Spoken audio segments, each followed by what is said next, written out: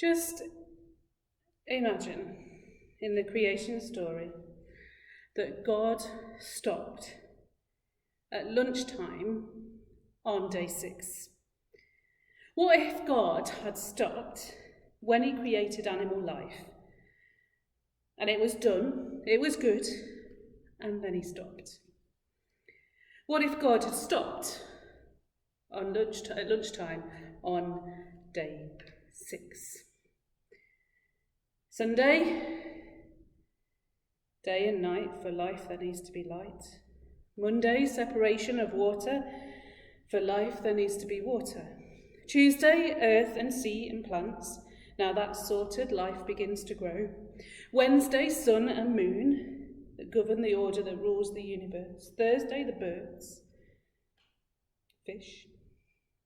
Friday morning, animals that roam the land. And it was good. The earth was beautiful, teeming with life, like an undiscovered part of the Amazon rainforest. The sounds of wildlife, the rush of running water, the greenness. But what if God had stopped there? What if humans didn't exist? What if humans were never created? I researched this on the internet, what might have happened, but most of the search results are based on the idea of what if humans suddenly disappeared. I think that's quite easy to imagine. Decaying buildings, wild animals roaming free, the results of our attempts to control nature and harness power being gradually worn away. But what if humans had never existed and God had stopped at lunchtime on Friday? If you've ever worked in an office, then lunchtime on Friday is actually a good stopping point, well, a slowing down point, a time for filing away and not beginning anything new so that the weekend creeps its way in. Well, nobody knows what would have happened if God had stopped at lunchtime on Friday. It's difficult to imagine what the effect on the earth would have been. A number of different suggestions did come up when I searched. The earth would be wild. It wouldn't have been tended to. The earth would be cleaner. No pollution. And the earth would still actually suffer from climate change. And now it would be in the middle of an ice age. Or maybe another species would have developed enough to build cities and factories and technological advances. I think it's really difficult, isn't it, to imagine what the earth would be like without humans. Because for centuries, we've actually believed that the earth revolves around humans. We developed a system of thought that centres on the self, on the human being.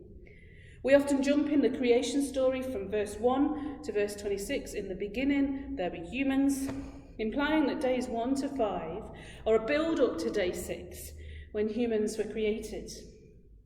Copernicus developed a model that showed that the earth moved round the sun instead of the sun round the earth, putting earth and humanity on the edges of the whole solar system. And there was a move at the centre of the Catholic Church at the time to refute his claims. It can't be right that we're not the centre of the universe. The scandal of humanity not being at the centre of it all. But when we read Genesis chapter 1, the chapter is actually already 5/6 over before it reaches humanity. The balance in Genesis 1 suggests the real importance of the whole of the created world. They are not created just for us, those things that were created day 1 to 5. They exist in their own right. It's not about us. Sometimes humanity has been described as the pinnacle of creation. But are we really the pinnacle of creation? It's exciting because we complete creation, that initial beginning. We're the last jigsaw piece in what God sees as very good. We're the ones who've been created to complete the process of bringing order to creation and to develop systems and relationships within the created world. We're created to hold sway over and to master the world, to supervise it. Our human vocation is to be caretakers of God's world, so it continues to be very good. Yet, we've taken that and we've taken it away from it being about God. It becomes about us. And as we've exercised dominion over God's creation, we've forgotten that our place in creation is as part of it, not the centre of it. And as we continue to seek out what's right for me, we're living out the role that God put us on. We're not living out the role that God put us on earth for. Because in the beginning, God. When we centre on ourselves, on our wants and our needs, we miss the opening line of God's story. In the beginning, God. This is not the account of the beginning of everything, but it's the account of the beginning of this universe. God is the great I am. God is even before this earth was created. We do not know what, if anything, came before, but we are part of a world with this beginning in Genesis 1. This beginning, that is God.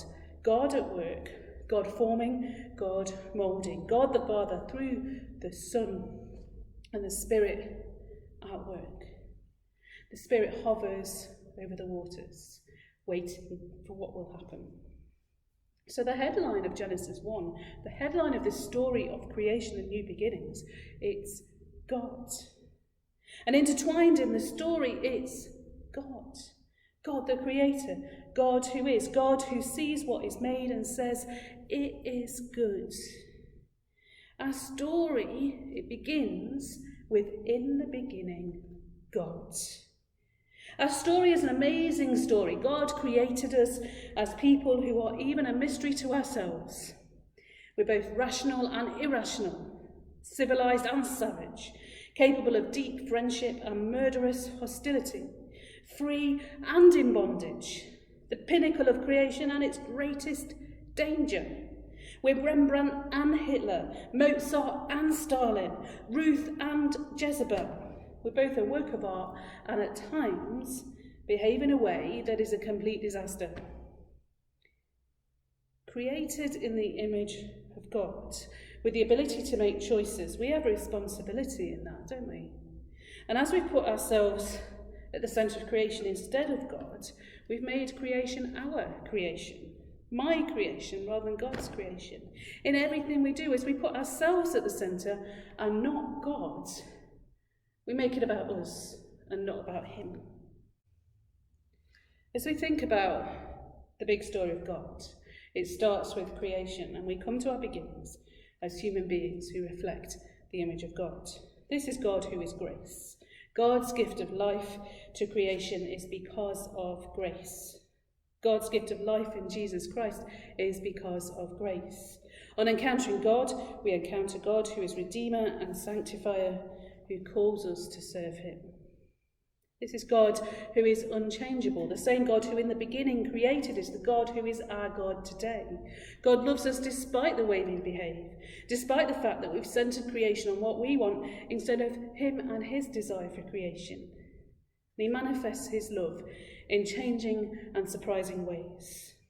When we stand outside and we look at the diversity and beauty of creation down to the tiniest cell, we get some idea of the creativity and surprising nature of our unchangeable God.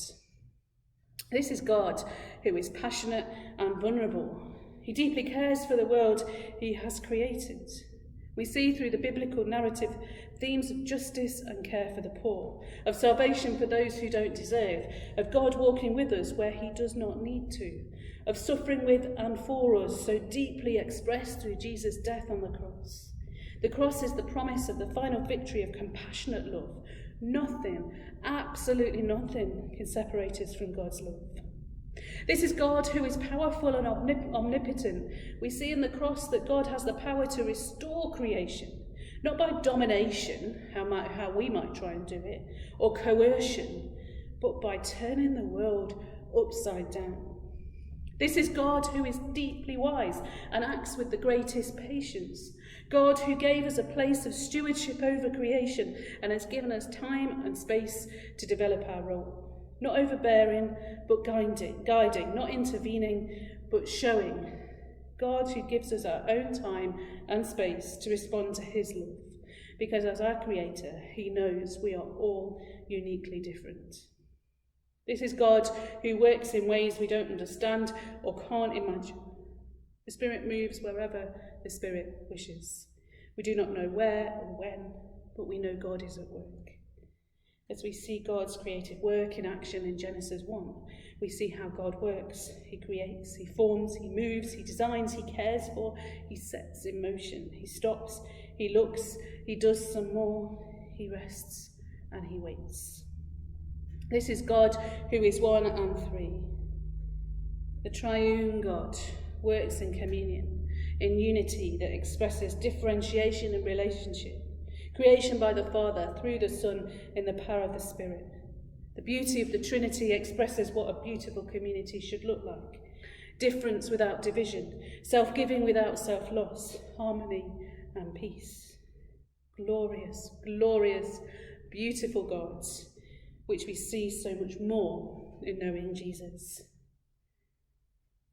So if that is all true about God, if we can get carried away like that, why do we make the choice to centre our lives on ourselves rather than God? Why do we put humanity at the centre of creation instead of recognise that all creation is God's? Why, when we think of the community of Christ, do we often think about what I want first, what's right for me in the community, before we think about the direction in which God is calling us and what's right for him? When we think about what kind of community we're called to be, we need to look first and last and all the way through to God, to his beauty, which is seen, embodied so deeply in his creation. God's creation speaks to us of the beauty of God without even using words. In Romans 1 verse 20 it says the people are without excuse. As we look at the world around us, we should see God, because the world is God's handiwork and God exists freely in the world. As a community of Christ, there should be something in us that reflects the beauty of God in creation. If we respond freely to God's movement, we should see ourselves begin to reflect much more the beauty of God simply in the way we are. As we are graceful and patient and loving and celebrate difference, as we look to God for wisdom rather than ourselves, as we shine light in dark places, and as we exhibit God's life-giving glory. God's creation speaks to us of the beauty of God. But as we abuse our position as stewards, creation becomes bruised and becomes broken. And we can express some of the beauty of God in the way we look after the world as well, by caring for this building and grounds God has given us like it's our home, by not cutting corners, by making sure we live as community in ways that are sustainable, make good use of resources, and honour the gifts of God.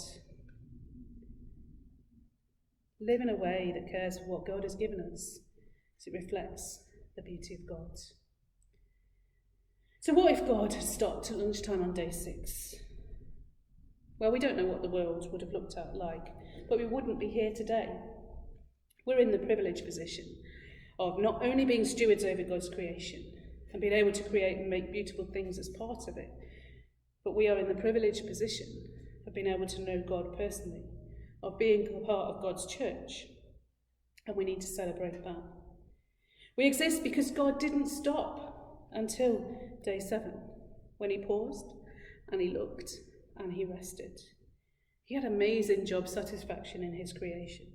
This is the climax of creation. God put in that last jigsaw piece, which was us, and now he's gone, got his coffee, sat down and looked at the picture he's made. If God had stopped on day 6 at lunchtime, we would not exist, but there would still be earth, however it might run. We are important parts of the world today. We've got a unique role in God's creation. but we're not so important that we should put ourselves at the centre of everything. What holds creation together and makes it happen, well, it's God. Without God, creation is nothing. Without God, we have no chance of existence. Imagine a world without humans. God would still be here. As we concentrate our life as a community, we should not concentrate so much on me, on you, on I, on self. We should not forget that God is the reason for our existence as a community. When we get stuck into doing and creating and working and talking and forming and holding and fighting and arguing and peacemaking and playing, we need to remember to pause and say, in the beginning, God. Whilst the pandemic has been a time when the church community has had to learn to exist in a different way, for many of us it's been a time of rest and a time of stop. For some of us not at all. That doesn't remove our need to be centred on God together. One of the biggest challenges for many of us will be learning to worship together with others as part of the Christ-centred community we're called to be. This is why, as a community called together by Christ, it's important we begin to meet together again on Sundays to worship God, and why Sundays continue and create a pause in our week. Don't wait until you feel ready to come back to worship. Choose to be ready, and the feeling of being ready will come. If we're going to reflect the image of God the best we can, we need to stop, rest, take that day 7, and recommit ourselves to the community He has called us to be, where we reflect His image better, and say, God, I choose to belong to your body, and I'm ready to take up the role you have created me for again. God hasn't left the building. Let us seek Him out as we re-find our place as a church family in creation. Amen.